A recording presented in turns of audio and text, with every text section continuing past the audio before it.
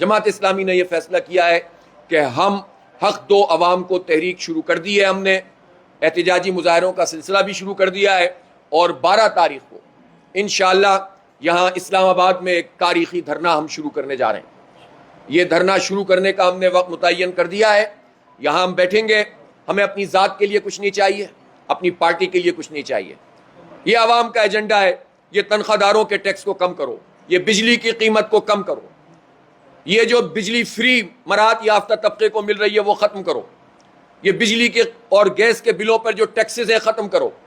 یہ پیٹرول کی قیمت پر جو لیوی بڑھاتے چلے جا رہے ہو یہ ختم کرو، قیمتیں کم کرو، عام آدمی کو جینے دو۔ ہمارا ایجنڈا بہت واضح ہے، اور اس سے پہلے پورے ملک میں موبلائزیشن ہو رہی ہے، کیمپنگ ہوگی، لوگوں کو رجسٹر کریں گے کہ جو لوگ بھی اس دھرنے میں شریک ہونا چاہتے ہیں۔ اور پھر دوسری صورت یہ ہے کہ ہم اس کے ساتھ ساتھ، یعنی اس میں اضافی بات یہ ہے کہ ہم تمام طبقہ زندگی سے رابطہ کریں گے، تاجروں سے، صنعت کاروں سے، مزدوروں سے، کسانوں سے، طلباء سے، نوجوانوں سے۔ ہم خواتین کو بھی دعوت دیتے ہیں، انشاءاللہ تعالی عزت اور احترام کے ساتھ ہم یہاں پر ارینجمنٹ کریں گے، اور باوقار طریقے سے ہماری بہنیں، مائیں، بیٹیاں یہاں اس دھرنے میں جو شریک ہوں گی انشاءاللہ، اپنی فیملیز کے ساتھ لوگ آئیں گے۔ یہ دھرنا ہوگا انشاءاللہ تاریخی، اور اللہ نے چاہا تو ہم عوام کے لیے، ملک کے غریب لوگوں کے لیے، مڈل کلاس لوگوں کے لیے، متوسط طبقے کے لیے انشاءاللہ